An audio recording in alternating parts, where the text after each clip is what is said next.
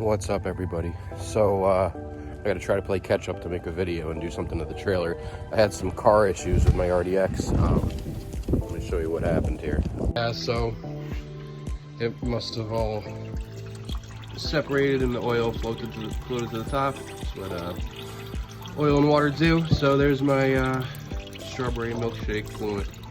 I really hope this transmission isn't shot, but it just smells burnt, so I think I'm screwed. What happened was I was driving the other night, I started hearing squeaking on the belts. I think that inside the radiator, the transmission cooler broke internally and mixed with the coolant and started coming out of my overflow and started squirting all over the hood and everywhere else and on the belts. All of a sudden I lost any shifting at all. Fourth through first just kind of happened really quickly. And yeah, so I started noticing some slipping in fourth.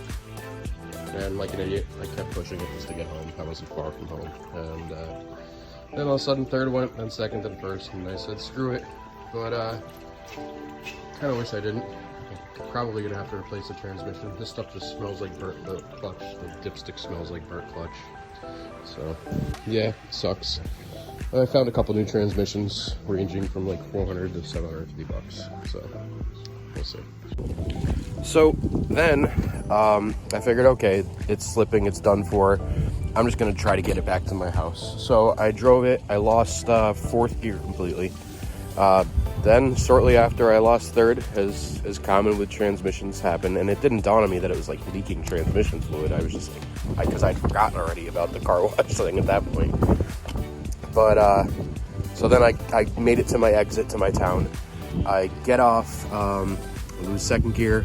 I have first gear. I drive a couple miles down the main road and I get right to my street, and then I lose first gear and I'm rolling backwards down now. And so anyway, what had happened, long story short, it's already kind of long, but my transmission actually ended up being fine. I thought I was gonna have to replace it. I found that the radiator had failed internally on the inside. And so I replaced the radiator.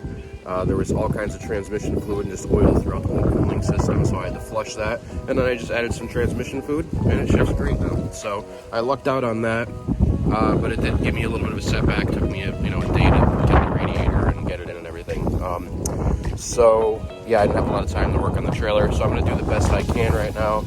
And there should be some parts getting delivered today soon, so. This is so fucked up. Strawberry milkshake. A little bit of chocolate in there. Absolutely ridiculous.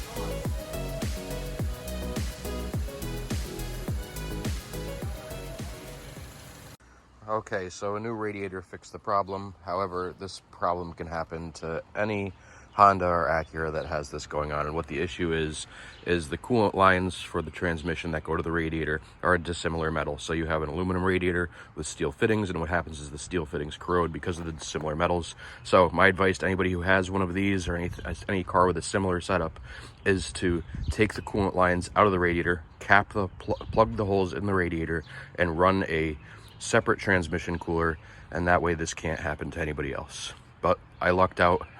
Luckily my transmission wasn't damaged. And another thing that happened was the passenger rear wheel bearing went in this car, so I'm gonna replace the Hubbard wheel bearing. Let me know if you guys want to see a video on how to do that, because that's something I'll be doing too. All this stuff keeps happening and it's giving me setbacks on the trailer project. So yeah, sucks, but it is what it is.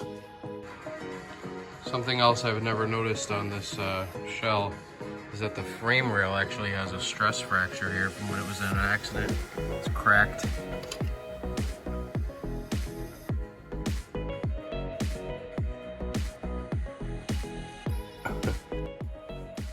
Eddie's putting away my side skirts over there. I had 2 sets of them. Two of them were damaged. I took the best 2, he just put them away over there, and I'm gonna cut these because they were damaged. So yeah, that'll be good. And my side skirts will be on this thing. And then I have to put on my doors. I still have to make another one of those, but I have to make my framing on the inside too, going from here Basically a roll cage out of square tubing. Just in case, I've decided to leave an extra inch of these right here, but I'm going to cut them. Eventually I might cut them flush, but figure I'll leave an extra inch for now on both sides, just in case.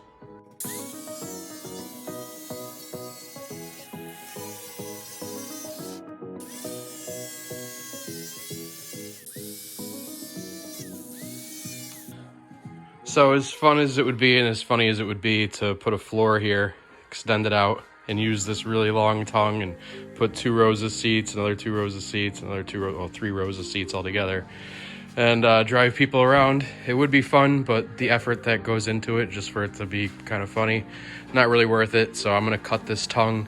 The length this way is 68 inches. I'm gonna cut it a little bit longer, right around there-ish. I only need it to be 34 inches.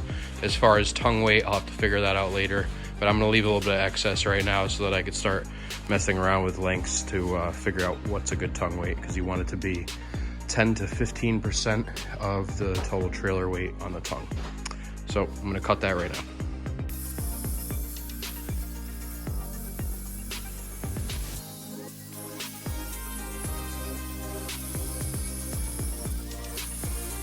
All right, I played musical cars a little bit. Put the 92 back up there so I can take down the trailer. It doesn't need to be on the lift anymore because all that's left is wiring, and all that's gonna be done from up top, going through the bulkheads into the trunk. And bodywork, doors, stuff like that, that'll all be done from over here too.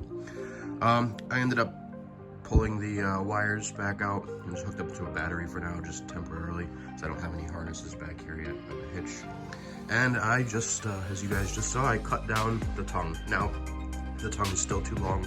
I wanted to leave a little bit of extra just to play with, but it's probably gonna get cut down to about there-ish. So I could take off probably another, if I had, looks like 16 inches, maybe a foot off of it. It's more than a foot, but foot and a half.